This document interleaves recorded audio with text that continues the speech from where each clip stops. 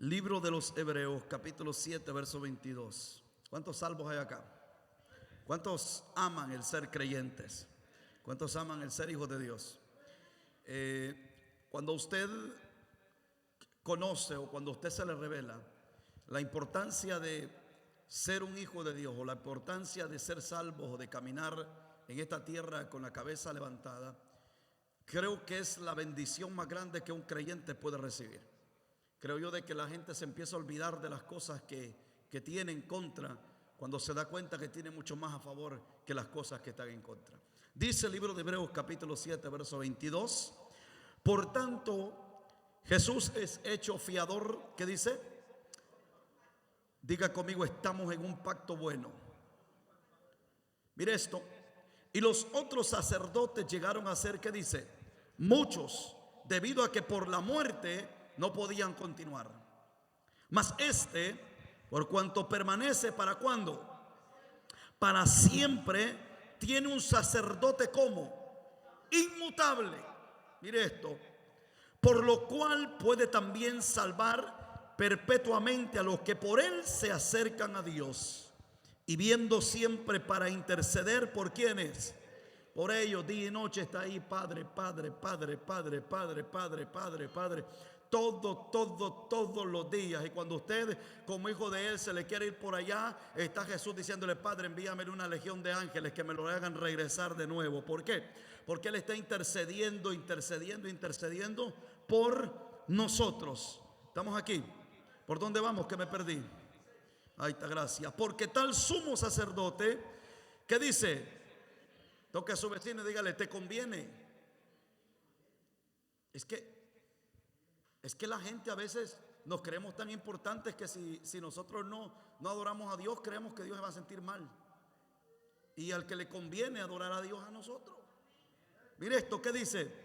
Porque tal sumo sacerdote nos conviene, santo, inocente, sin mancha, apartado de los pecadores y hecho más sublime que los cielos. ¿Cuántos aquí miran los cielos? Si uno que cuando usted mira los cielos dice: wow, ¿cómo será esa cosa allá? Dice que es más sublime que los cielos.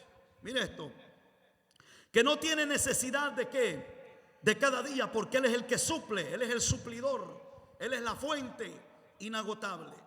Como aquellos sumos sacerdotes, dice, de ofrecer primero sacrificios por sus propios pecados, mire esto, y luego por los del pueblo, porque esto lo hizo una vez. ¿Para qué? Para siempre, ofreciéndose a sí mismo. Porque la ley constituye sumo sacerdote a débiles hombres, pero la palabra del juramento posterior a la ley, al Hijo hecho perfecto, ¿para qué? Para siempre. Tome su asiento en esta preciosa y hermosa tarde. Yo quiero leerle el libro de Hebreos capítulo 8, versículo 1. Si usted lo puede ver en la pantalla, le va a ser mucho más fácil. El libro de Hebreos capítulo 8, verso 1 dice así: ahora bien, el punto principal de lo que venimos diciendo es que tenemos tal sumo sacerdote, el cual se sentó a la diestra del trono de la majestad en los cielos, ministro del santuario y de aquel verdadero tabernáculo que levantó el Señor, y no que el hombre. Porque todo sumo sacerdote está constituido para presentar ofrendas y sacrificios, por lo cual es necesario que también éste tenga algo que ofrecer. Y a mí me sorprende la continuación en el verso 8, capítulo 1 de lo que leímos anteriormente. Porque la Biblia nos relata que antes, en el antiguo pacto, un pacto que caducó desde que Cristo muere en la cruz, un pacto que el hombre no pudo cumplir con nada de esa demanda en ese pacto. Porque dice la Biblia que cuando Jehová hace pacto con el hombre, Dios le dijo al hombre: yo te pongo leyes. Y ese pacto es mosaico, el pacto de Moisés. Y dice que le dijo a Moisés: yo seré tu Dios, seré el Dios de este pueblo, pero este pueblo tendrá que cumplirme. Y ese pacto Dios se lo entregó conforme al corazón de ese pueblo, porque nadie podía quitar el pecado del hombre.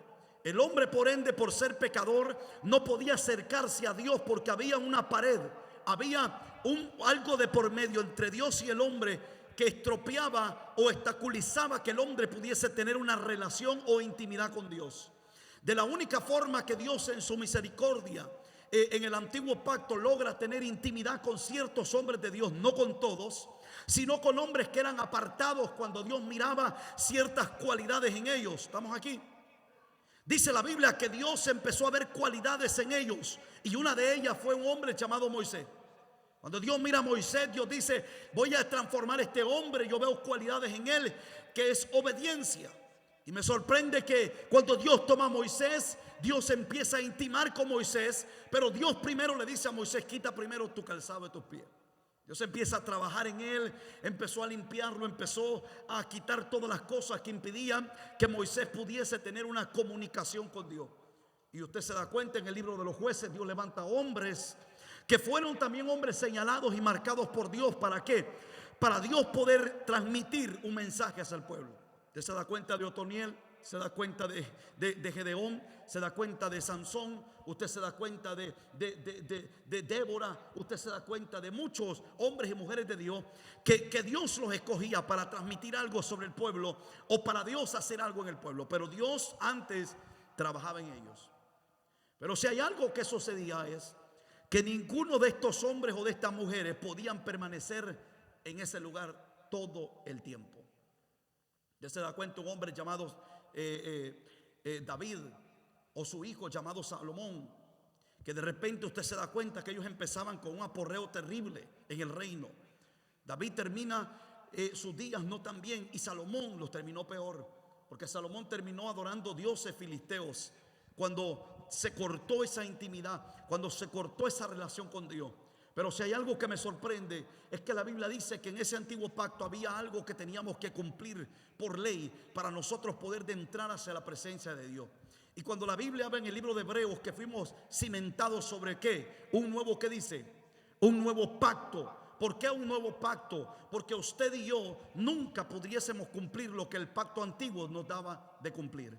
Usted jamás podía dejar de mentir por su cuenta, ni jamás podría dejarse de enojar por su cuenta. Usted, con todas las actitudes que tenemos día tras día, nunca pudiésemos llegar a la presencia de Dios. ¿Qué es lo que nos abre ese pacto? Nos abre a nosotros los cielos. ¿Para qué? Para que pudiésemos de entrar. Esto no quiere decir que este pacto vino a ser suplentar lo que es la santidad de Dios, o vino a suplentar lo que es en sí lo que el Padre quiere de nosotros. No vino a suplentar eso. Lo que está diciendo es que todo lo que usted no podía hacer, o no podía hacerlo porque había algo que lo obstaculizaba para que lo hiciese, ahora usted tiene entrada para que usted pueda adentrar y pueda cumplir el propósito de Dios, pueda hablar con Él, pueda tener una relación con Dios y pueda comunicarse con ese Dios mismo. Entonces, diga conmigo: nuestro sumo sacerdote y salvador de nuestra vida, Jesús. Si hay algo que me encanta de este evangelio, es que este evangelio dejó de convertirse en por el esfuerzo del hombre. Porque antes el hombre tenía que esforzarse, el sacerdote tenía que esforzarse para él poder matar un becerro, matar una paloma, matar un cordero, para él primero eliminar, mire esto, no mataba, no quitaba, sino que tapaba por ese momento el pecado que permanecía en él. Porque el hombre, por naturaleza, desde que Adán peca, desde que Eva peca en el huerto de Edén, por naturaleza el hombre fue desechado por Dios.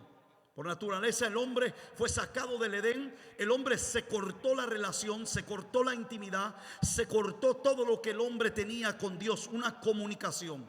Y entonces desde ese momento el hombre caminó en la tierra como un errante. ¿Sí o no que la Biblia lo dice? El libro de Génesis dice que el problema fue que el hombre caminó como un errante en la tierra, como un desconocido. Dios ya no tuvo la misma relación con el hombre como la tuvo en el Edén. Entonces Dios tuvo que conseguir gente que pudiese Dios relacionarse por la misericordia que Él tenía sobre su creación. Pero hay algo que a mí me sorprende, que cuando Cristo viene, ese sumo sacerdote que dice la Biblia que no fue hallado en Él ninguna mancha, ninguna arruga, dice que Él pagó por todo nuestra deuda que teníamos con el cielo, y el contrato que teníamos con las tinieblas, Él lo rompió. Entonces mire esto, vemos que por mucho que el hombre se esforzase a superar sus debilidades, siempre estas debilidades terminaban gobernando al hombre. Yo le pregunto a usted, el día que usted corta la intimidad con Dios, ¿qué es lo primero que lo domina? Las cosas viejas, ¿sí o no? ¿Qué es lo primero que ocurre cuando usted corta esa intimidad con Dios? Es que el hombre viejo o la mujer vieja regresa al hombre. Empiezan a regresar las cosas porque hubo un corte de intimidad con Dios. Mire esto. Entonces el hombre, por ende, no puede detener esa naturaleza por la cual el hombre vive. Mire esto.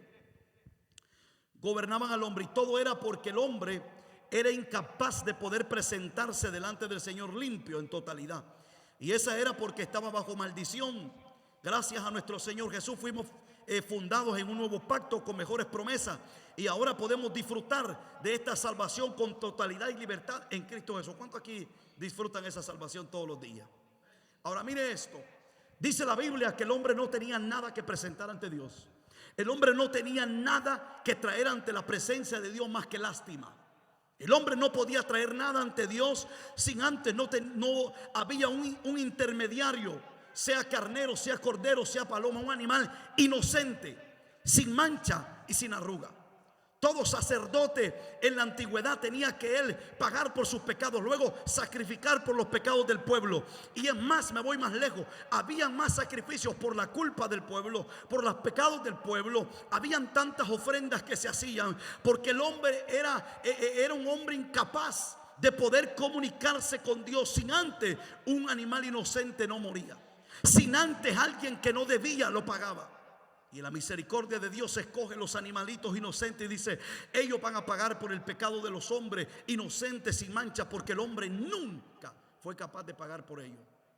Y a mí me sorprende que Cristo en su misericordia le da una libertad a su pueblo, a sus hijos, a su iglesia. Ya no los llamó creación, ya Jesús ya no los llamó de otra forma, sino que, como dice el libro de Hebreos, que nos llamó hijos de Él, nos adoptó para que nosotros pudiésemos hoy, nosotros estar aquí con libertad y no estar aquí con vergüenza delante de Dios, sin de entrar con carneros, con palomas, sin de entrar con ningún sacrificio, sino que de entrar con un corazón agradecido, con un corazón lleno de adoración y abundancia de gracia delante de aquel que nos permitió de entrar a esta gracia maravillosa, para poder decirle a Él gracias por lo bueno, por lo maravilloso que tú fuiste con nosotros. Pero yo quiero hablar en esta tarde de un sacerdote, diga conmigo, perfecto. Y aquí quiero entrar en materia en esta tarde, hablando de ese sacerdote perfecto, de aquel sacerdote que dice la Biblia que no se le halló mancha, que no se le halló arruga. Un Dios tan inocente, tan fuerte, poderoso, tan santo, que decide poner lo que más amas. ¿Quién ama la vida aquí? Es lo que más el hombre ama, la vida. A usted le ofrecen: ¿quieres morir o quieres vivir? ¿Qué va a decir? Quiero vivir. La vida es lo más valioso, lo más hermoso, lo más lindo que puede existir o que podemos tener. Y Cristo dijo: yo pongo lo más valioso, que es la vida, para comprarlos a ellos nuevamente. Yo pongo lo más valioso, que es la vida, porque un sacerdote o un sirviente de Dios o un sirviente del cielo es capaz de dejar la vida por otro. ¿Alguien está aquí hoy? Toca a tu vecino y dile: ¿eres capaz de dejar la vida por otro? Sí, porque hoy no tenemos tiempo ni para nosotros mismos, mucho menos para Dios. Pero la gente dice: Señor, heme aquí, Señor, hoy te sirvo, Señor, hoy hago esto y lo otro. Y todo el día pasamos haciendo y esto y lo otro. Pero cuando viene Dios a demandarnos el tiempo, nosotros le decimos: Señor, es que el problema es que no tenemos tiempo. Él dice que puso ¿qué? Su vida. Me encanta a mí este sacerdote. Hebreos capítulo 7, versículo 28. Mire esto. ¿Qué es lo que constituía la ley? Y esta era la ley del antiguo pacto. Mire esto. ¿Qué es lo que dice Hebreo? Porque la ley constituye sumo sacerdote ¿a qué? A débiles hombres. Por eso era inalcanzable la gracia. Por eso era inalcanzable que el hombre permaneciese todos los días en la presencia de Dios. Mire esto. Pero la palabra de juramento posterior a la ley, ¿qué es posterior? Después de este juramento, cuando él jura después de la ley, dice: yo sé en la condición que el hombre está, pero yo les prometo un rey sobre este reino que será inmutable y será inmovible, y traerá paz y traerá salvación. La gente, como siempre, estamos pensando cuando nos dicen o nos hablan de bendición o nos hablan de paz, nos imaginamos $1.000.000, una casa de 4 plantas, y la gente empezamos a hacer las imaginaciones. Por eso Israel, cuando Jesús caminaba por sus ciudades, decían, pero es que este no tiene corona. Y un rey tiene que tener corona.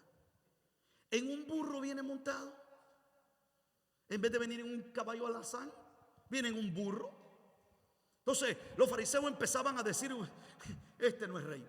¿Por qué? Porque lo empezaban a examinar con la vista, pero no por la promesa. Entonces mire esto, ¿qué dice? Dice, juramento posterior a la ley al Hijo hecho perfecto, ¿para qué? Para siempre. Entonces mire esto, estamos hablando de ¿qué? De un sacerdote perfecto. Si hay algo que a mí me encanta es hablar de la perfección de este sacerdote. Porque usted y yo podemos fallar todos los días. Usted y yo podemos fallarnos todos los días, pero Él jamás nos va a fallar porque es perfecto. Entonces mire esto, dice que ese sacerdote es perfecto por una promesa, hecho perfecto para siempre. Pero primero de Pedro capítulo 2 verso 21, a mí me encanta lo que Pedro habla de Jesús. Recuérdense que Pedro caminó con Él, lo vio. Jesús le testificó a Pedro todos los días.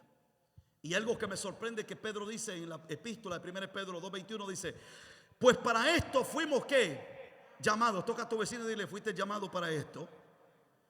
Ahora, ¿quiere que se lo diga para qué fuimos llamados? Porque también Cristo padeció por nosotros, dejándonos ¿qué? Ejemplo para que sigáis ¿qué? ¿Para qué fuimos llamados? Para seguir sus ¿qué? Sus pisadas. Y este es el problema por el cual muchos se desvían del camino, porque siguen las pisadas incorrectas, porque siguen los caminos incorrectos. Todo lo ven con los ojos naturales, todo lo oyen con los oídos naturales, todo lo dicen con la boca natural. ¿Por qué? Porque siguen las pisadas incorrectas. La gente dice, sigue tu destino. ¿Cuál destino? Si Dios es el destino de todo, y sin Dios no somos nada. Mire esto, el cual nos hizo, ¿qué nos hizo? Pecado. Mire esto, el cual no hizo pecado, ni se halló engaño ¿dónde? En su boca. Quien cuando le maldecían, ¿qué hizo? No respondía con maldición. Cuando padecía, no amenazaba, sino encomendaba la causa al que juzga justamente. ¿Quién llevó él mismo nuestros pecados en su cuerpo sobre el madero para que nosotros, estando muertos a los pecados, vivamos a la justicia, y por cuyas heridas fuimos ¿qué? Sanados?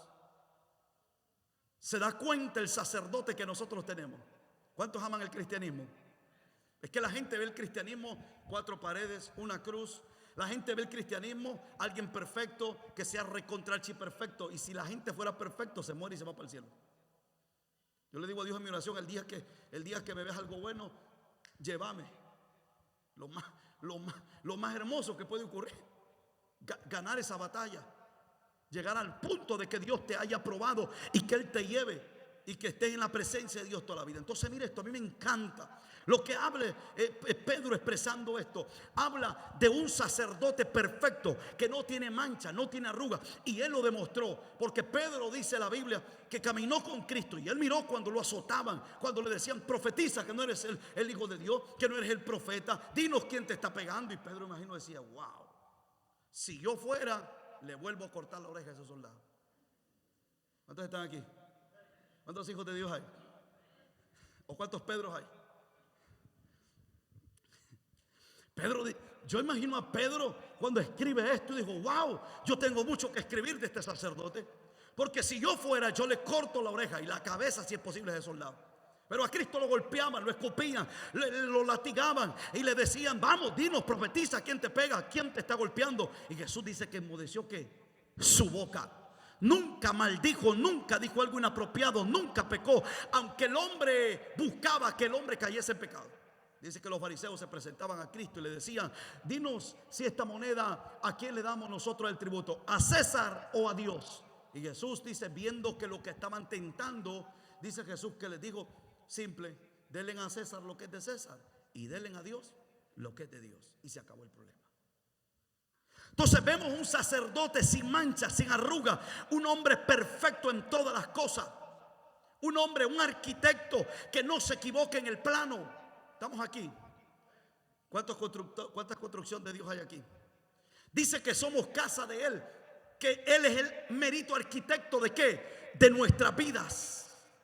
Y si hay algo que a mí me sorprende es que este arquitecto nunca se equivoca en los planos. Cuando Él empezó a procesar tu vida, aunque tú te hayas quebrado, pero Él no se equivocó en el plano, porque te vuelve a construir tal y cual Él te hizo en sus planos. Yo no sé si usted está entendiendo, pero cuando usted se mete al proceso del evangelio o al proceso de la salvación, usted puede en un momento desviarse, pero el arquitecto hizo un plano sobre su vida, y si usted permanece sobre ese arquitecto, su vida será bendecida hasta llegar al varón perfecto que es Cristo Jesús. Yo no sé si usted entiende la escritura, pero la Biblia dice que cuando el varón perfecto empezó a escribir su vida y mi vida, él la escribió viéndose al espejo, dedicándose él mismo en nosotros. Yo no sé si usted está aquí, pero Pablo dice que Cristo se le metió hasta los huesos. ¿Por qué Pablo dice eso? Porque él estaba en el proceso de la vida, pero cada paso y cada caminar, Cristo estaba poniendo algo de él en Pablo, diciendo: Pablo, hay algo que cambiar, pero yo ya lo tengo solucionado. Por eso cuando él le dijo: Padre, quita de mí este aguijón, él le dijo: Pablo, tranquilo, bástate en mi gracia, porque en tu debilidad se perfecciona mi poder. Vamos, toca a tu vecino y dile: métete al proceso del Espíritu. Entonces hay gente que quiere seguir como los sacerdotes del antiguo, ellos esforzarse para ser buenos. Y lo que Cristo le pide a la iglesia es meterse al camino. ¿Qué le dijo el profeta?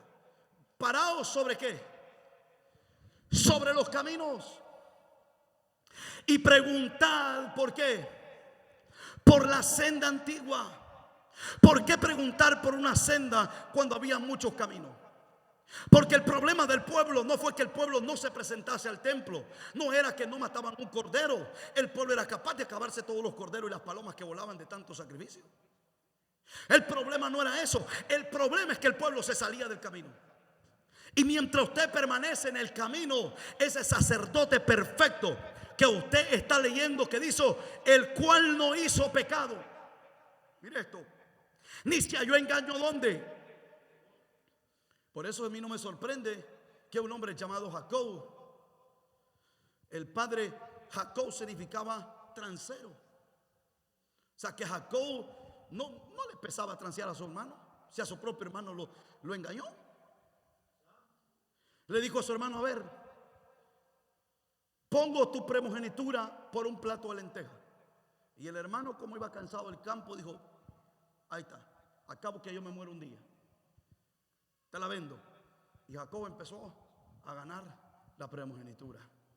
Y luego Jacob dice que se va y se consigue a una mujer, se casa, trabaja por ella, y mientras trabajaba 7 años por ella, dice que Jacob se encuentra que estaba trabajando el hombre, y de repente dice que miró las vacas y que le dijo: mira, le dijo el suegro, todas las vacas que nazcan de colores son tuyas. Y empezó a ver y dijo: si ningún torete de color hay, ¿cómo van a salir de colores las vacas? Y este hombre empezó a pensar y dijo: bueno, entonces mientras las vacas, dice la Biblia que mientras las vacas parían, Jacob cortó una vara y la pintó de colores, y cuando las vacas estaban pariendo las ponía entre el agua, y las vacas miraban el agua y los chivos salían de colores. Entonces, y dice que cuando él salió de los brazos del suegro, salió enriquecido, porque todos los chivos eran de colores. Le robó los chivos y las vacas al pobre. Entonces un día Dios, él metido en el proceso, Dios lo miraba, pero Dios decía: tranquilo, yo tengo un plan. Tranquilo, yo tengo un plan. Y de repente, cuando Dios completa la primera fase, dice la Biblia que le dice: ahora no te llamarás más Jacob, ahora te llamarás Israel. ¿Por qué Dios le cambió el nombre? Porque Dios le estaba cambiando el corazón.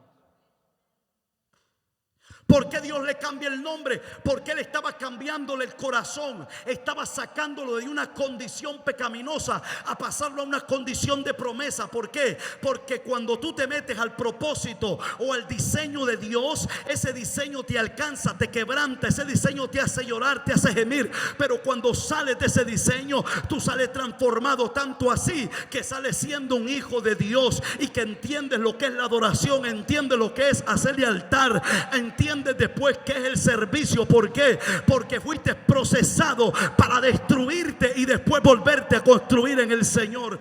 Ese arquitecto, mire esto, o ese sumo sacerdote perfecto, es al cual nosotros le adoramos.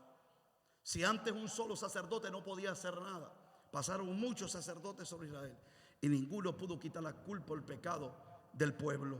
Número 2,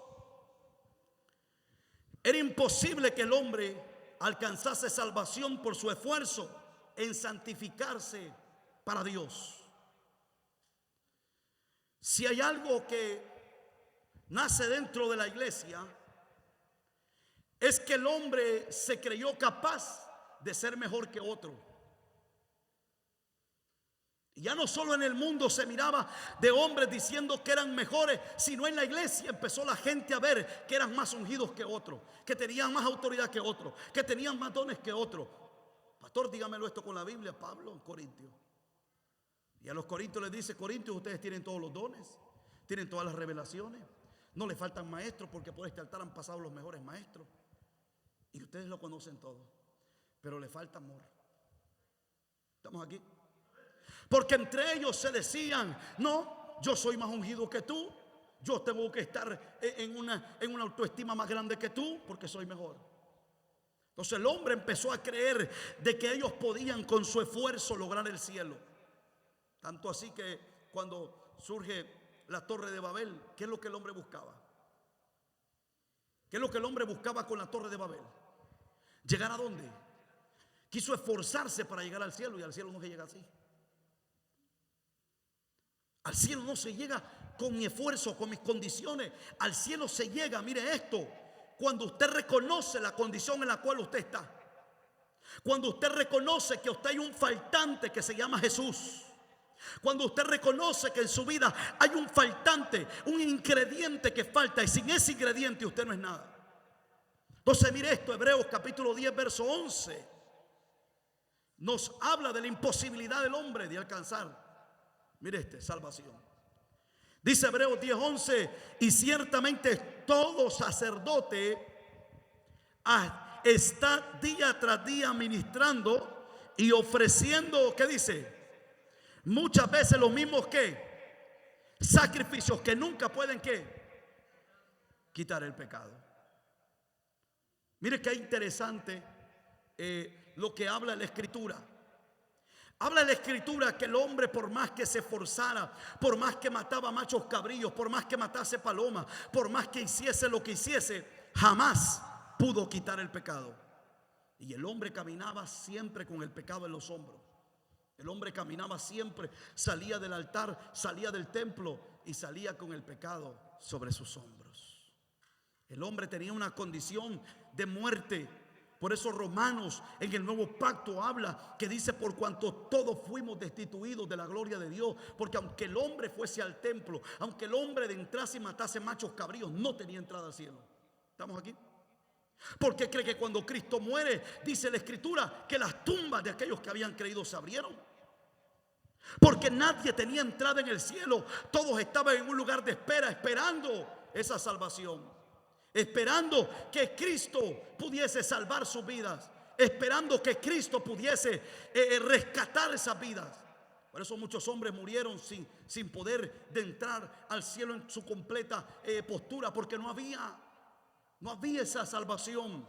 Ahora, el hombre no podía quitar ese pecado. El hombre, por mucho quisiera, no podía arrancar el pecado, no podía quitarse la mentalidad, quitarse aquel pensamiento, porque el hombre, diga conmigo, era esclavo del pecado.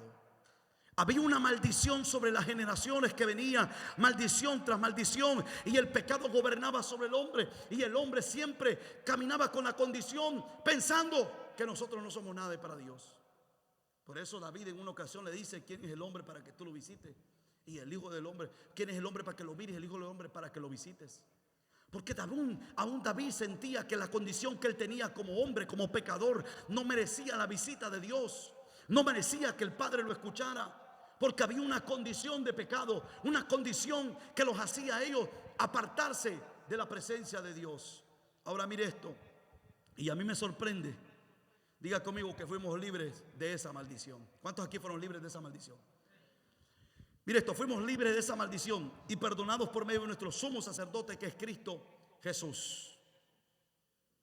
El problema es, o la pregunta fuera, no sé si alguien puede prender más el calentón, por favor. No sé si usted, veo la gente con frío. No sé si usted, o cierra la puerta, hermano, por favor, para que no entre el aire. No sé si usted se da cuenta que hay personas que siguen caminando con esa maldición, que hay personas que siguen caminando con la misma condición que ellos tenían antes, con esa condición que no les daba libertad sobre su vida, aunque Cristo muriese en la cruz. Usted se da cuenta, un gran porcentaje de personas sigue caminando con las manos atadas y con los pies atados cuando Cristo vino a desatarlos. ¿Estamos aquí? Entonces mire esto, nosotros fuimos libres, diga conmigo, de la maldición. Cuando Cristo muere, dice que Él llevó nuestras maldiciones. ¿Dónde las dejó clavadas? En la cruz. En el madero las clavó. Él las dejó clavadas. ¿Por qué? Porque esa maldición se llamaba pecado. Esa maldición era algo que nos perseguía todos los días. Esa maldición, mire esto, Sansón, un hombre tan ungido, un hombre que la unción de Dios pudo tener una unción poderosa, pero el día que vio una filistea se fue con ella. ¿Estamos aquí? El día que miró una filistea se fue con ella. El día que Dios le dijo: no puedes comer tú o estar cerca de un cuerpo de muertos, él lo mató y todavía le dio de comer a los padres del enjambre de miel que pusieron ahí. Entonces el hombre tenía una condición de maldición pecaminosa. El hombre no podía caminar, no podía avanzar, no podía decidir, no podía adorar como hoy lo hacemos.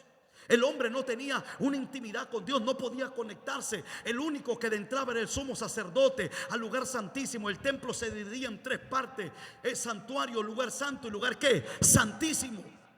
El templo era dividido, ¿por qué? Porque unas personas se quedaban en el santuario, otros entraban al lugar santo, otros entraban al lugar santísimo y los demás se quedaban fuera.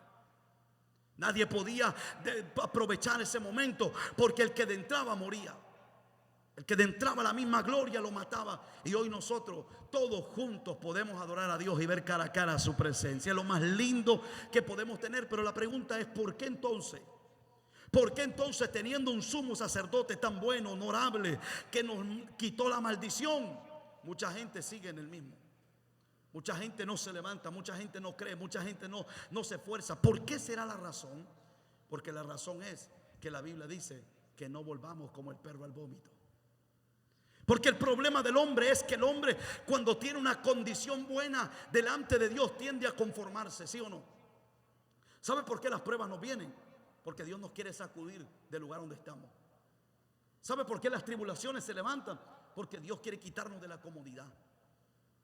Si Dios mira que no oramos, Dios va a levantar una buena persecución para que usted esté orando ahí por ella, por lo menos por ella. ¿Por qué razón? Porque eso se levanta porque hay gente que no ha entendido que fuimos libres de toda maldición que nos rodea. Y esa maldición era el pecado, que el mismo hombre la trajo. Mire Hebreos 10:10. Libro de Hebreos capítulo 10 verso 10 dice: en esa voluntad somos santificados mediante la ofrenda del cuerpo de Cristo, hecha ¿qué? Una sola vez y para siempre. ¿Cuántos santos hay aquí? Mire qué tremendo es esta palabra, que dice que ese sacrificio, el cual quitó el pecado, fue hecha una sola vez. Y ese sacrificio no vino a cubrirlo, vino a quitarlo. Vino a arrancarlo, el pecado de la maldición. Por eso muchos hombres de Dios tenían buenas intenciones, pero esa maldición no les permitía terminar en victoria. Muchos hombres de Dios tenían intenciones favorables para el reino de Dios. Un hombre llamado Balaam, un hombre que miraba con los ojos abiertos, Un hombre que si maldecía era maldecido, y si era bendito, bendecía era bendito. Pero gracias a esa maldición, ese hombre aceptó los honorarios del rey. Entonces, si usted se da cuenta, el hombre no podía caminar con libertad.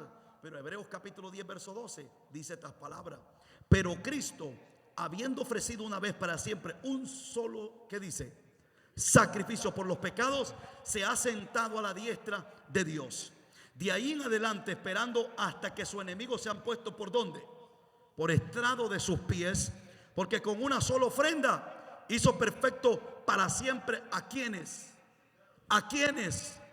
¿Y quiénes son los santificados? ¿Cómo nos hizo?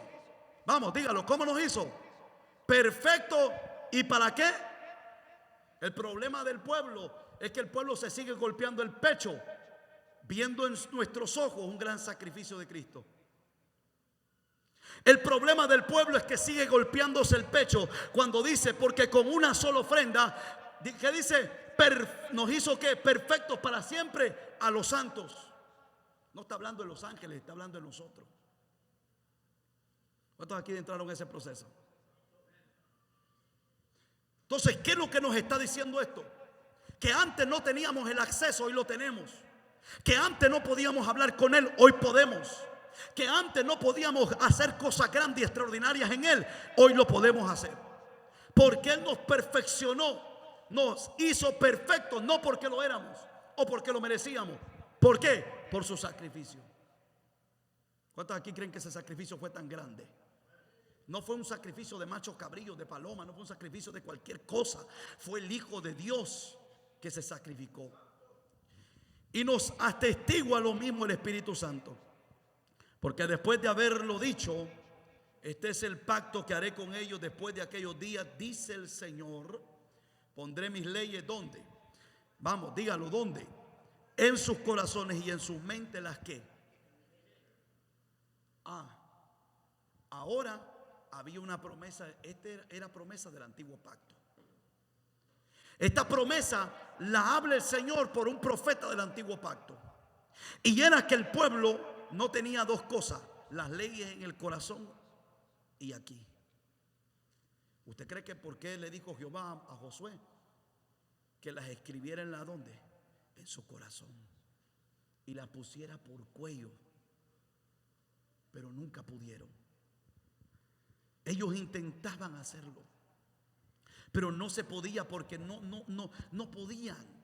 Aunque lo intentasen y lo intentasen, no podían. Entonces había una promesa, y esa promesa era que dice, y nos atestigua el mismo Espíritu Santo, porque después de haber dicho, este es el pacto que haré con ellos después de aquellos días, dice el Señor, pondré mis leyes en sus corazones y en su mente las escribiré. ¿Cuántos aquí tienen esas leyes en su corazón y en su mente?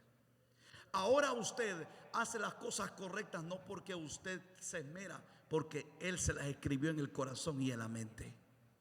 ¿Por qué usted se acuerda del pacto de Cristo? ¿Por qué usted se acuerda de Cristo? No es porque usted sea demasiado bueno o haya alcanzado ya la perfección. Es porque Él le escribió sus leyes por una promesa. Mire esto, qué tremendo es. ¿Y qué dice? Añade, y nunca más me acordaré de qué. ¿Y qué más? Y transgresiones, pues donde hay remisión de esto no hay más. Toca a tu vecino y dígale, entonces. El detalle es que Dios dice, y nunca más me acordaré de qué, de tu pecado ni tus transgresiones. Jamás yo me acordaré de quién tú eras, qué tú hiciste. Ahora comenzamos una nueva página y yo escribí las cosas tuyas que se van a empezar a cumplir. Todo lo que Él escribió en la soledad se empiezan a cumplir cuando yo acepto la salvación de Cristo. Cuando acepto de que Cristo lampió y limpió mis pecados. Cuando acepto que Él lo hizo todo por mí. Entonces la gente, mire esto, acostumbra a querer vivir como vivía Jeremías. La gente acostumbra a querer vivir como vivía el profeta Ezequiel. Un profeta que admiro, que admiro tanto. Si usted no ha leído el libro de Ezequiel, necesita leerlo para admirar un verdadero profeta de Dios. Ese sí era un profeta loco de Dios. Y todo lo que él hacía lo escuchaba porque Jehová se lo decía que lo hiciera. Y cada cosa tenía un significado por el cual él lo hacía. Usted se da cuenta que la Biblia a mí me dice que él nunca más se acuerda del pecado. Y la gente, ¿qué es lo que más hace? ¿Qué es lo que más hace la gente? Algo de que ni Dios se recuerda y Dios te pregunta, ¿qué? ¿Qué dijiste? Y tú ahí dándole. Mire esto. Entonces, nunca más Cristo se acordó del pecado del pueblo. Esto me dice a mí que cuando yo acepto la gracia, cuando acepto la sangre de Cristo y fui lavado y limpiado por la sangre, el pecado no se tapó, el pecado tuvo que morir en mí. Pastor, pero pues entonces ¿por qué me caigo, me levanto? Porque usted tiene que aprender a ser lavado por la sangre de Cristo y que esa sangre lo redima por completo. Porque hay gente que tiene así, mire, un pie adentro y el otro afuera y dice, ¿será que me meto o será que no me meto?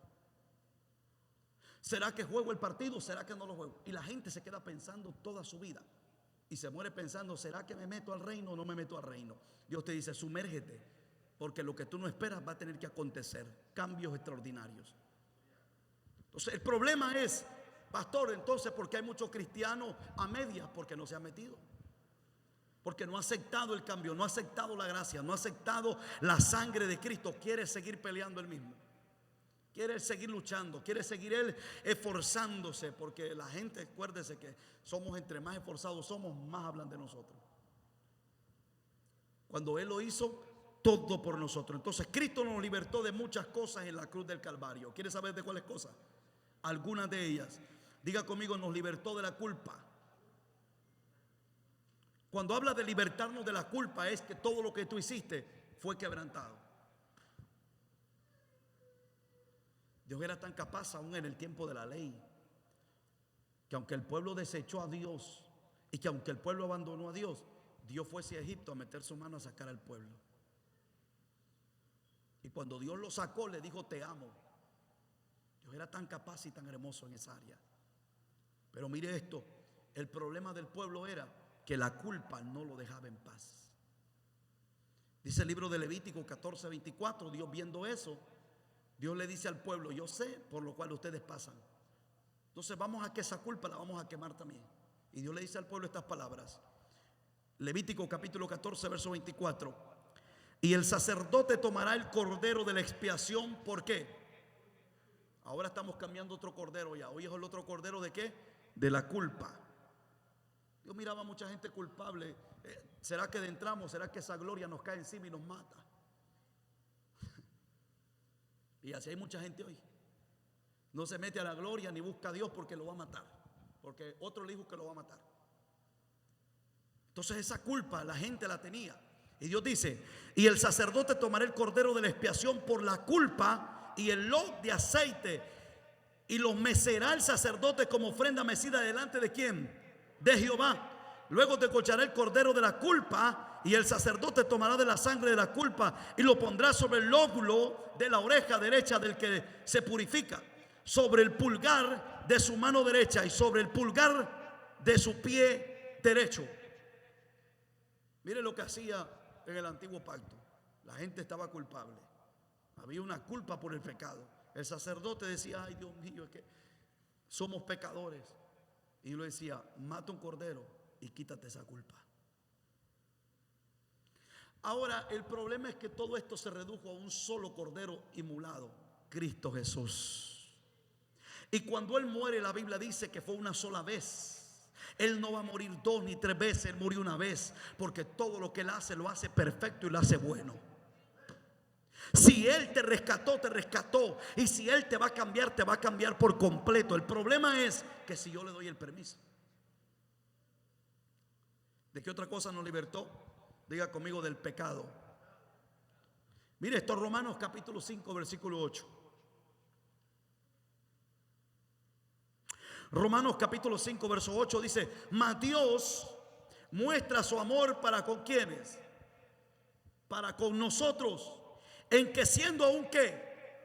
Es que Dios no le preguntó si usted era bueno. Y este es el problema de la gente de hoy. La gente quiere ver su background primero, si usted era bueno. ¿Y qué es lo que dice? Por amor con nosotros, en que siendo aún pecadores, Cristo murió por nosotros, porque Él no murió por lo bueno que éramos, murió por la seguridad que tenía que su sangre lo cambiaba todo. el poder que había en él. Pues mucho más, estando ya justificados por su sangre o en su sangre, por él seremos ¿qué? Salvos. Porque si siendo enemigos fuimos reconciliados con Dios por la muerte de su Hijo, mucho más estando reconciliados seremos salvos por su vida. ¿Cuántos salvos hay aquí? Usted le pregunta a la gente y siempre he dicho esto porque eso es real, hermano. Hermano, ¿usted es salvo? Yo no sé. Dios sabe nomás si yo soy salvo. Pero porque la gente desconfía, porque no le ha entregado su corazón todavía a Cristo por completo. Por eso hay una inseguridad, porque la sangre de Cristo no los ha limpiado todavía. Porque el día que la sangre de Cristo se derrama sobre ti, eres limpiado y transformado por completo. Pero yo le quedé debiendo un verso acerca de la culpa. Quiero que vaya conmigo al libro de Hebreos capítulo 9, verso 14, que es un verso que a mí me encanta acerca de la culpa. Y dice: cuando más la sangre de ¿quién? De los machos cabríos, no, de Cristo, el cual mediante el Espíritu eterno se ofreció a sí mismo sin mancha a Dios, limpiará vuestras conciencias de obras muertas para que sirvas ¿a quién? Al Dios vivo. Esto me quiere decir a mí que cuando yo me someto a la limpieza de la sangre de Cristo y confieso a Cristo en mi corazón y le entrego mi corazón, yo soy limpio de todas las muertas, y ahora Cristo, su obra está en mí para vivificarme, para darme vida, para levantarme y para representar ese reino maravilloso de Cristo. Por eso, mire, ya nunca más camine pensando que usted está afuera. Si usted se le metió Cristo adentro y la sangre lo bañó, usted es un coheredero de su gracia e hijo del reino de Dios. Entonces, mire esto. ¿Qué más sucede? Diga conmigo: nos libró de la condenación. Este es el regalo maravilloso que nos dio por su sangre. Nos liberó de la condenación. ¿De qué condenación hablamos? Del infierno. ¿Usted cree que vivimos muchos 100 años, 105? Hay gente que ha vivido 110 por la gracia y misericordia de Dios. Pero esos par de ciencitos de años a comparación de una eternidad no es nada. Y Él nos libra de esa condenación, del infierno. Ahora mire esto. Colosenses capítulo 2, verso 13. Es que Pablo era una de esas personas bien esmeradas en enseñar de esto. Pablo le encantaba hablar de esto, porque a Pablo le incomodaba que la gente creyente hablase y se expresase de una forma errónea de la salvación de Cristo. Por eso Pablo tuvo problemas con los gálatas, porque llegaban los judíos y decían: tienes que circuncidarte para ser salvo. Y Pablo dice: ¿qué? ¿Acaso la sangre de Cristo no fue nada? Porque la gente quería añadirle a un sacrificio que fue perfecto. Ahora mire esto. ¿Qué dice Colosenses capítulo 2, verso 13? Y a vosotros estando muertos, ¿dónde? ¿En qué estamos muertos? ¿En qué está muerto usted? En pecado. Mire esto. Y a vosotros estando muertos en pecados y en la incircuncisión de vuestra carne, os dio ¿qué? Vida juntamente con Él, perdonándonos ¿qué? Algunos, todos. ¿Y qué es todo?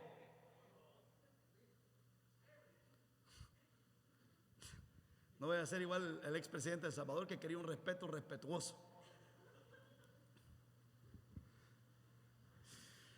Todos los pecados significa todo. Borrarlos, quitarlos, destruirlos, deshacerlos, apartarlos. Cuando estábamos muertos en pecado, Él vino, mató el pecado y nos dio vida a nosotros. Mire esto. Entonces, ¿qué hace? Anulando, ¿qué dice? El acta de ¿qué? De los decretos que había contra nosotros, que nos era contraria, quitándola de en medio y clavándola ¿dónde? En la cruz. Si es que el diablo es diablo, él hizo un acta. Cuando el hombre vendió su vida a Satanás, hubo un acta que se firmó en el mundo espiritual. Y desde que usted nació con esa acta firmada. Desde que usted y yo nacimos por Adán y Eva, nacimos en pecado. El hombre no tenía salvación, fue destituido. Y por ende el hombre tenía un acta en los infiernos diciendo: los infiernos, yo soy dueño de ellos. Y cada vez que el hombre quería hacer las cosas buenas, las cosas correctas, esa acta lo reclamaba. Esa acta lo estaba pidiendo. Satanás le decía: este hombre es mío. ¿Por qué crees que Satanás se para delante de Jehová y le dice: ya consideraste a mi siervo Job? Sí, lo tienes bendecido. Sí, lo tienes rodeado y cercado con un muro de fuego. Ahora le dijo: te demostraré que este hombre es mío. Porque aún en el antiguo pacto él creyó de que le pertenecían los hombres porque tenía un acta. Pero había unciones especiales de parte de Dios. Entonces mire esto, a mí me sorprende esto. ¿Qué dice? Que había un acta, pero ¿qué hizo él en la cruz? La clavó. O sea, el acta de condenación y de reclamo que usted era parte del infierno, Jesús la destruyó. Como yo voy a caminar hoy pensando: ay, Dios mío, es que yo, ¿de qué si Dios me hizo libre? ¿Cómo yo puedo caminar toda la vida pensando en esto y lo otro? Que aquí mis hijos, mi papá, mi mamá, mi abuelo, mi tatarabuelo, es que mi esposo, mi esposa. Mire, preocúpese por hacerle las cosas bien a Dios y Él se va a preocupar por su vida y la vida de los suyos. Mire esto, mire esto. Romanos capítulo 8, verso 1. Libro de Romanos capítulo 8, verso 1 dice: ahora pues, léalo conmigo, ¿qué es lo que no hay? Vuelvo y pregunto: ¿y qué es ninguna? Ninguna. Dice: ahora pues, ninguna condenación hay para los que están en ¿qué? ¿Cuántos están en Cristo? Toque a su vecino y dígale: y si no estás, métete. Porque esto es para los que están en Cristo. No hay condenación, dice, ninguna condenación hay para los que están en Cristo Jesús. Los que no andan conforme a ¿qué? Sino conforme a ¿qué? Aquí está la diferencia. ¿Estamos aquí? ¿Quiénes son los que andan en la carne? Los que no han aceptado la sangre de Cristo. Los que no han permitido que esa sangre los bañe, los limpie y los cambie y los transforme por completo. Esos son los que andan en la carne. Hoy sí ya le pueden bajar ese calentón, o ya los miro que se están ahogando.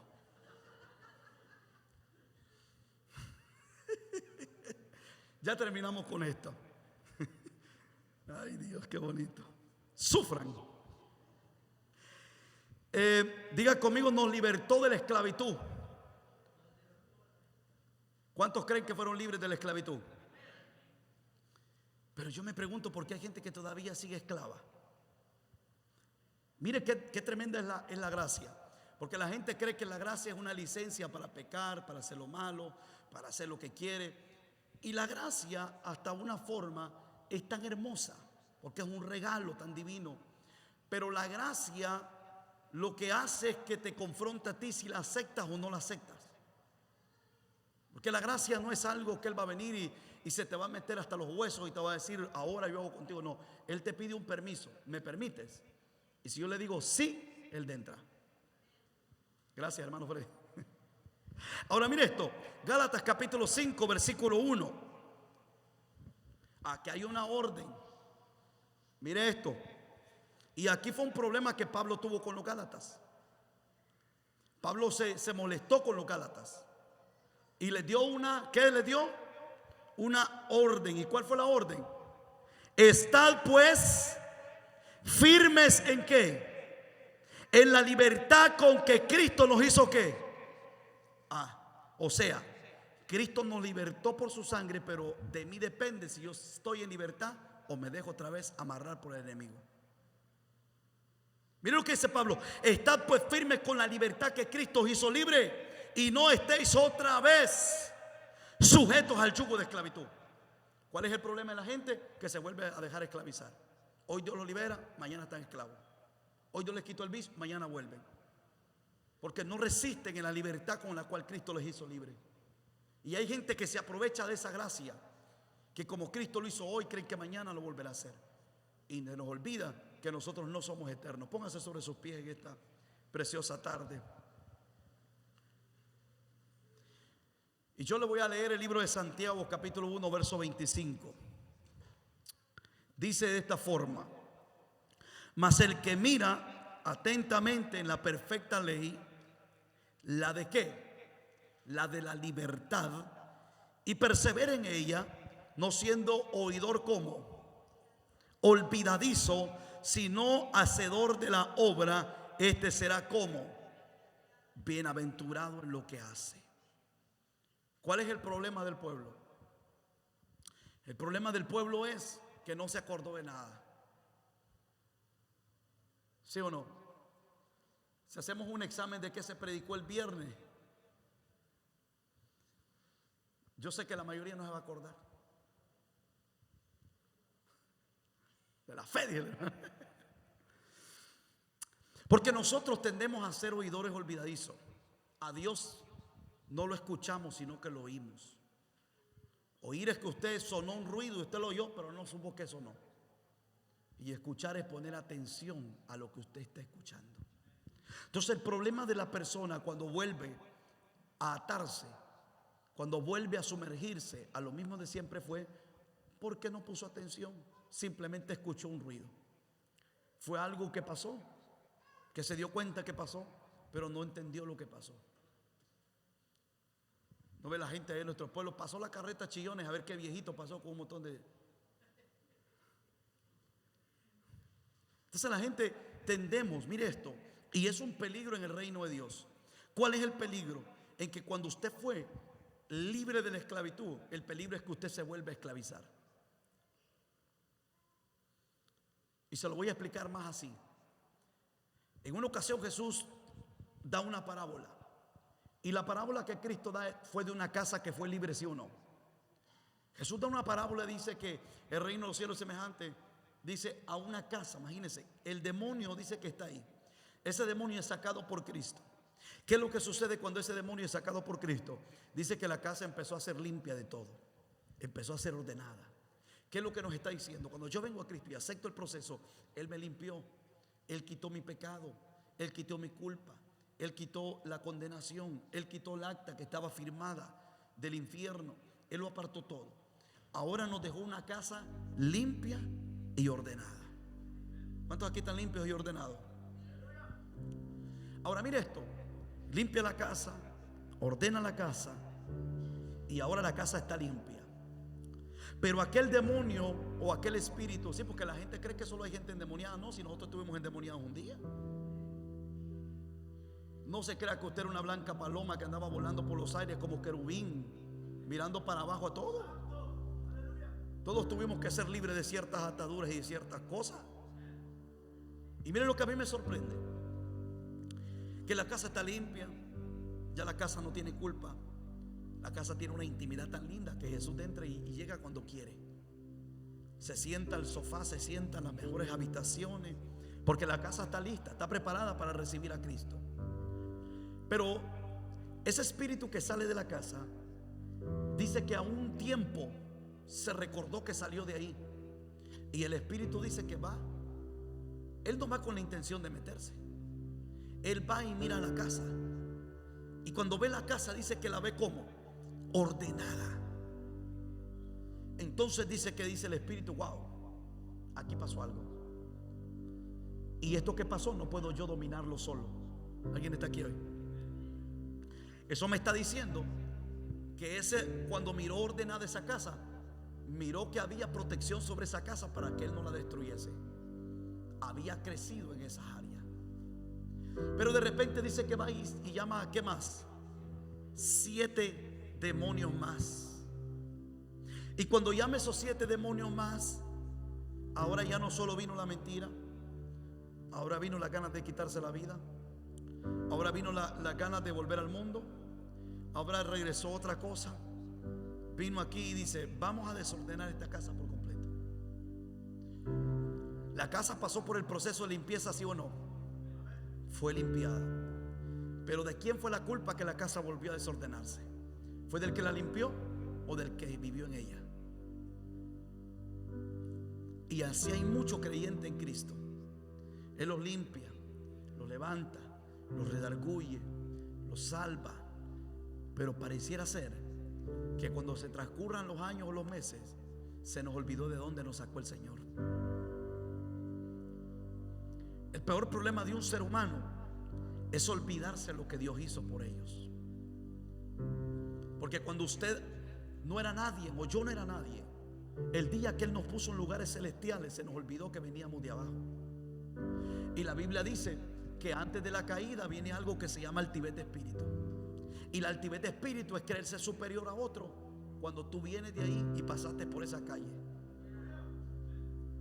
Por eso es que mucha gente cae de rebotón, porque tiene altivez de espíritu, porque se creyeron superiores a otros y que la unción de ellos era mayor, superior.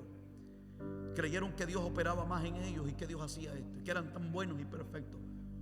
Y de repente se dieron cuenta que no eran autosuficientes, que todos dependemos de una sola fuente, y que si esa fuente deja de darnos agua, por muy buenos y grandes que seamos, podemos caer con rebote al piso. Entonces mire esto, yo quiero que usted se vaya con esto en su corazón.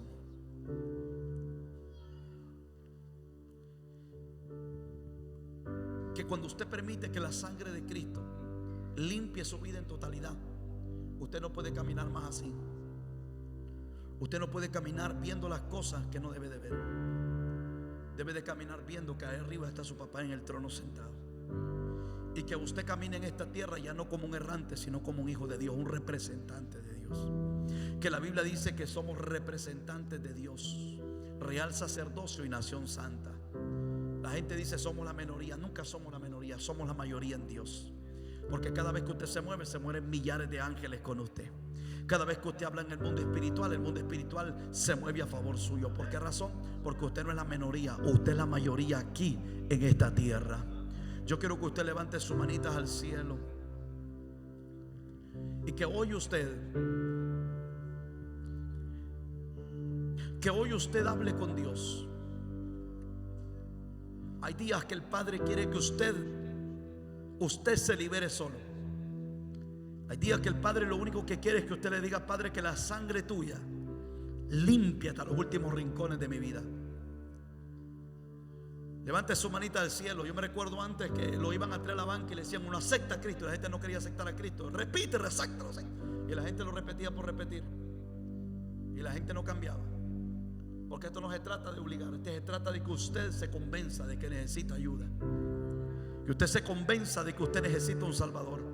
Entonces yo quiero que usted le diga al Señor: yo quiero que tu sangre limpie todo mi pecado por completo. Yo quiero tener la altura de ese varón que tú dijiste que íbamos a tener. Yo quiero llegar hasta esa altura donde tú, Señor, gobiernes en totalidad mi vida, gobiernes todo mi ser. Si usted está pasando por alguna etapa donde usted está siendo confundido por su mismo corazón, o donde usted está siendo atraído por ciertas cosas del mundo, o tal vez usted está peleando y luchando por si sirvo a Dios o no sirvo, por si lo dejo todo, sigo avanzando, yo quiero decirle en esta tarde que la sangre de Cristo te quita toda condena de la vida. Que la sangre de Cristo basta y sobra para que haya una transformación en su corazón por completo. Y Dios no hace nada a media. Yo vengo a decirle de que Dios no hace hombres de Dios a media. Dios hace hombres de Dios completo.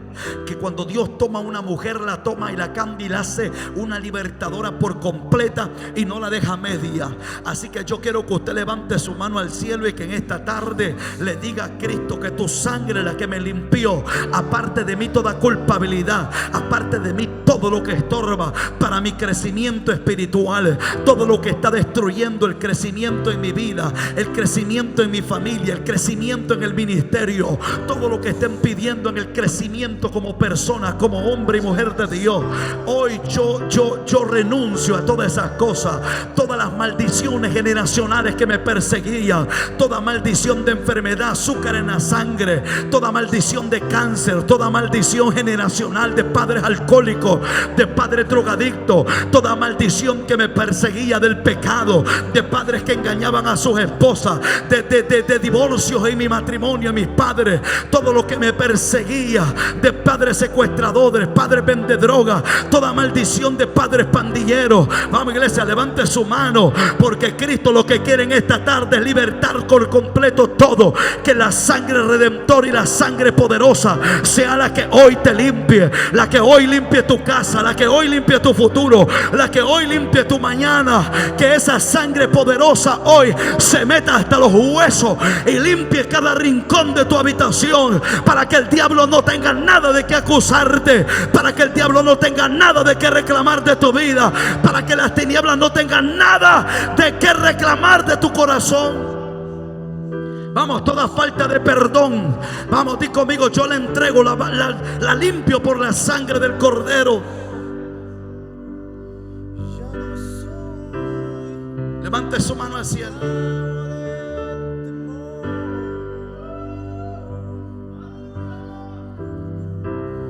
Yo soy hijo de Dios. Ya no soy esclavo del temor. Levante sus manitas al cielo y dígalo. Yo soy hijo de Dios. Ya no soy esclavo del temor. Yo soy hijo de Dios. Ya no soy esclavo del temor. Dile, yo soy hijo de Dios. Yo soy. Yo tengo identidad en el Señor. De Dios. Yo no seré más un esclavo. Ya no soy esclavo del temor. A mí no me gobiernan las tinieblas, me gobierna Cristo. Yo soy hijo de Dios. Ya no soy esclavo del temor. Yo soy hijo de Dios. Ya no soy esclavo del temor. Yo soy hijo de Dios. Yo quiero ir donde está con sus manos levantadas en esta tarde. Ya no soy. Y si yo traje este mensaje de parte de Dios, es porque el Señor me dijo: hay quienes no han aceptado el nuevo pacto. Hay quienes todavía no han aceptado el nuevo nacimiento. Hay quienes no han aceptado el nuevo pacto que yo vine a ofrecer a esta tierra. Y por eso hay tanta flaqueza espiritual. Y por eso hay tantas caídas espirituales. Por eso hay tanto y tanto por lo cual lloramos. Y por lo cual peleamos y luchamos en esta tierra. Y el Señor me dijo: hay muchos que todavía no han aceptado mi nuevo pacto, que siguen viviendo culpándose, siguen viviendo no sumergiéndose en la sangre que los transformaría por completo. Porque si hay algo que me dijo el Espíritu de Dios, lo que yo cambio, lo cambio por completo. Y lo que yo hago, la obra que yo comienzo, la termino. Y cuando alguien necesita terminar en una obra, no es el arquitecto el que no terminó la obra, es el dueño de la casa que no le permitió al arquitecto terminar la obra. Y lo que el Espíritu de Dios te dice, amada iglesia, en esta tarde: hoy yo estoy aquí para darte ese nuevo pacto. Hoy estoy aquí para yo firmar ese nuevo pacto y romper el acta que te condena, y romper el acta que te hace retroceder nuevamente, y romper el acta que te hace volver atrás, romper el acta que te hace sentirte insuficiente ante Dios. Si supieras que el Padre, cuando le adora, se siente bendecido, que cuando le adora siente que tu adoración es gigante, no te sientas superior a nada ni nadie, no te sientas que no tienes suficiente suficiencia para Dios. Si Dios te creó y si Dios te permitió de entrar a su presencia, es porque Él sabe que eres suficiente para adorarlo, para bendecirlo, para honrarlo. Así que hoy yo quiero en esta tarde, así como tiene su mano levantada, lo único que el Espíritu me dijo: dile a mi pueblo que recibe el nuevo pacto. Dile a mi pueblo que decida limpiarse y bañarse con la sangre en esta tarde. Que desde hoy en adelante yo firmo el nuevo acta sobre ellos y rompo la vieja. Y desde hoy en adelante yo seré su guía, yo seré su guardador, yo seré su recompensa, yo seré el que iré delante de ellos como poderoso gigante. Vamos, iglesia, levanta tu mano al cielo, porque el Espíritu de Jehová lo que quiere en esta tarde es que usted le dé acceso al nuevo pacto, que le dé acceso a la sangre de Jesús, que le dé acceso a esa muerte que fue hecha una sola vez y para siempre, que no volverás atrás, que no volverás atrás, que no volverás atrás, que aunque la tierra tiemble, que aunque todos hablen de mala noticia, en tu boca siempre estará la noticia de que Cristo te salvó, Cristo te libertó, Cristo te limpió, Cristo te dio nombre, Cristo te puso por alturas, que Cristo te hizo rey y sacerdote, nación santa, pueblo adquirido por Dios. Oh, Maquende Rebebe Shaba. Ahora, Espíritu de Dios, limpia de todo pecado, limpia cada casa, limpia cada habitación, limpia cada vida. Que la sangre del Cordero de Dios te bañe y te limpie en esta tarde y haga resplandecer su rostro sobre ti, y que el Espíritu de Jehová sea el que ordene por completo tu vida, tu casa y todo lo que hay que ordenar en esta tarde. Por eso hoy usted lo único que tiene que hacer es decirle: Señor, te recibo, te acepto, acepto el nuevo pacto. Pero pastor, yo ya recibí a Cristo en mi corazón. Cristo dice: hay muchos que no entraron por completo. Hay muchos que no entraron por completo. Y que hoy el Señor te dice: entra y cena conmigo. Recibe tu mayor bendición, que es estar al lado del Cordero siempre. En el nombre poderoso de Jesús, papá. Bendigo a tus hijos. Te doy gracias por lo que has hecho en ellos. Gracias por lo que seguirás haciendo. Gracias porque sé y estoy seguro que habrá una recompensa de aquellos que hoy entraron. Que habrá una recompensa de su parte, de aquellos que hoy decidieron dar el paso hacia el frente y decirte gracias. En el nombre poderoso de Jesús. Dele palmas a Dios en esta preciosa y hermosa tarde.